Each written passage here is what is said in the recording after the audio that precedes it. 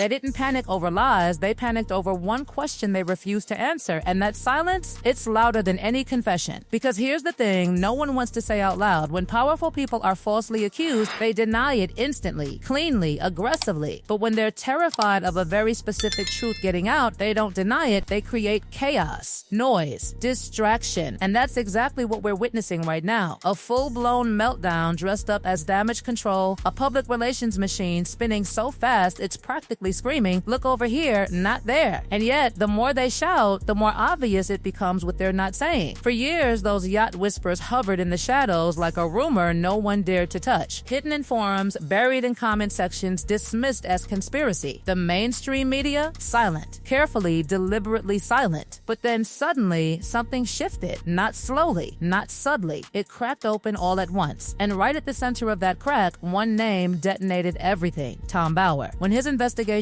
started leaking into public view, something changed. The tone changed. The reactions changed. The Sussex camp didn't respond calmly. They didn't issue polite clarifications. No, they went nuclear. Statements flew out. Aggressive, emotional, almost frantic. They called it madness, fiction, melodrama. They attacked the author's credibility like their entire image depended on it. And maybe it did. Because here's the part that should make you pause. They denied everything else. Every single thing. They denied the bullying allegations. They denied the narrative manipulation. They denied the interviews, the claims, the stories, the rumors. Precision denial. Surgical denial. The kind only top-tier legal teams know how to deliver. But when it came to the one claim that refuses to die, the one topic that keeps resurfacing no matter how much noise surrounds it, there was nothing. No denial. Not even a weak one. Not even a vague, this is untrue. Just silence. And silence in a world like this is never empty. It's strategic. Or it's revealing. Because when you attack everything around a story but avoid the core itself, you're not defending the truth, you're protecting something deeper. Something harder to explain away. And that's where this starts to feel less like gossip and more like a pattern. A pattern of distraction. A pattern of deflection. A pattern of selective outrage. And then something even more dangerous happened. They overplayed their hand. By attacking so loudly, so publicly, they triggered something known in media circles as the Streisand effect. They made people curious. They pushed the spotlight exactly where they didn't want it. Suddenly, millions who had never even heard of these claims started asking questions, searching, connecting dots. And when they did, they noticed the same thing, the silence. Because once you see it, you can't unsee it. Why deny everything except that? Why go to war over minor details but not touch the one accusation sitting right in the center? That's not random, that's deliberate. And then came the moment that changed everything. Not from some anonymous forum, not from a fringe blog, but from one of the most established publications in British history. A place where every word is checked, rechecked, and legally bulletproof before it ever reaches the page. And yet, right there in black and white, a line appeared that sent shockwaves through royal watchers. Not a rumor, not a question of if, but an assumption. A statement wrapped as curiosity, asking not whether something happened, but how many times it did. Double figures or triple. Read that again. That's not speculation. That's confidence. And in a media environment where one wrong word can trigger lawsuits worth millions, that kind of sentence doesn't slip through accidentally. It gets approved, cleared, protected.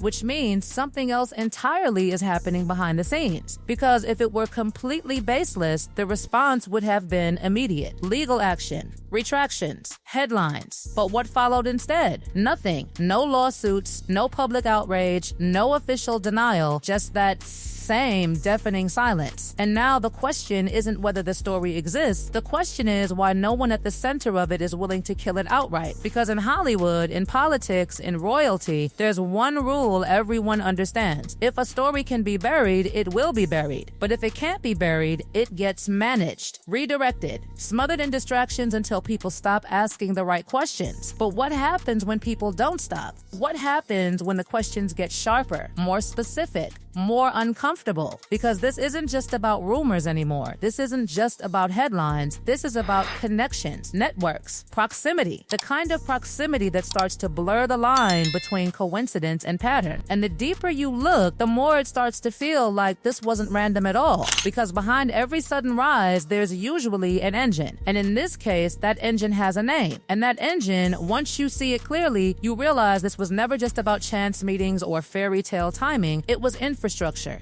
access, a carefully built ecosystem that doesn't just open doors, it decides who gets invited inside. Because when you trace the path step by step, the randomness disappears. It becomes structured, intentional, almost surgical. A rising actress navigating elite spaces, not drifting into them by accident, but moving through a very specific pipeline designed for the ultra-connected. And at the center of that pipeline sits a name that keeps reappearing like a shadow you can't shake: Soho House. Now pause for a second. This isn't just a members club with fancy cocktails and velvet ropes. This is a global network engineered for proximity. Proximity to power, to wealth, to influence. It's where deals are whispered, introductions are curated, and reputations are quietly built behind closed doors. And standing right at the crossroads of that world, Marcus Anderson. Not just a friend, not just a contact, a facilitator, a gatekeeper, the kind of person who doesn't just know the room, he controls who walks into it. And here's where things start to feel uncomfortable, because when you map out the timeline, he's always there, not in the spotlight, never front and center, but always present at the exact moments that matter. The introductions, the private meetings, the quiet spaces where cameras don't reach, even the relationship that would eventually explode onto the global stage. Those early encounters weren't random. They were arranged, shielded, carefully orchestrated away from public view. That doesn't happen without someone pulling strings. But then you follow the structure behind the structure. You look beyond the club, beyond the faces, beyond the curated image, and you ask a very simple question: who owns the room where all of this is happening? And that's when the story shifts again, because the ownership isn't just corporate, it's personal, financial, deeply embedded in a world where influence doesn't operate in public. A billionaire majority stakeholder, a name that doesn't just exist in business headlines, but appears in places that make investigators stop and look twice. Not accusations, not speculation, documented proximity, recorded connections, names appearing in logs, in books, in files that were never meant to be dissected under public light. And here's the critical detail: no one is claiming direct links where none have been proven. But proximity, that's where things get dangerous, because in elite circles, proximity is everything. You don't need 6 degrees of separation. Sometimes it's one. Sometimes it's a shared space, a shared network, a shared environment where the same names keep crossing paths over and over again until coincidence stops making sense. And suddenly, those earlier questions, the ones dismissed as gossip, start sounding different. Not louder, but heavier, because now they're sitting inside a context, a network, a system. And then the story moves from private rooms to open water, because visuals don't lie, or at least they don't lie in the way words can. A photograph, a single moment frozen in time. And when that image surfaced, it didn't creep into public conversation, it exploded. Shared, reshared, dissected within hours. Red arrows, labels, names attached with absolute certainty by an internet that thrives on instant conclusions. And for a moment, it looked like the ultimate proof everyone had been chasing. But here's where things take a sharp, uncomfortable turn, because part of that narrative collapsed almost instantly. The identification? Wrong. Completely wrong. The woman everyone pointed at wasn't who they thought she was. And just like that, the internet's version of the story cracked. A mistake, a misfire, a reminder that not everything viral is true. But here's the twist that changes everything, because while that one detail fell apart, the rest didn't. The image itself? Real. The location? Verified. The timing? Undeniable. And the company? Still exactly as elite, as connected, as revealing as before. So instead of killing the story, the correction sharpened it. It forced a different question, a more precise one. Not was this fake, but what does this actually show? And what it shows is proximity. Again, to wealth, to networks, to circles that don't just exist on the surface, they operate underneath it. And then comes the detail that most people overlook but shouldn't: the timing. Because this wasn't years before everything changed. This wasn't some distant chapter disconnected from what came next. This was right before the shift. Weeks, not years. Weeks before stepping into a completely different world, a completely different identity, a completely different level of global attention. And that's when the story stops being about a single image and starts becoming about trajectory. Because trajectories don't lie, they reveal direction, momentum, the path someone was already on before the world noticed. And just when you think it can't get more intense, it does. Because speculation is one thing, media chatter is another. But when legal systems start circling, when lawyers begin asking questions not about rumors but about proximity, about access, about what someone might have seen or heard, that's when everything changes. Because legal interest doesn't come from gossip, it comes from relevance. And in this case, one of the most powerful legal minds in the United United States didn't look at headlines or internet theories, he looked at connections, geographic, social, situational, and decided something that should make anyone pause, that this wasn't someone irrelevant to the story. This was someone potentially inside the orbit of it. Not accused, not charged, but close enough to matter, close enough to be questioned under oath. And that kind of decision doesn't happen lightly, especially when the number of people who can be questioned is limited, strategic, carefully chosen. You don't pick names randomly in that situation. You pick names that intersect with the core of the case. And yet again, the response wasn't outrage. It wasn't denial. It wasn't even acknowledgement. It was silence. The same pattern, the same absence where a response should be. And now we're left with something far more unsettling than any single claim or headline.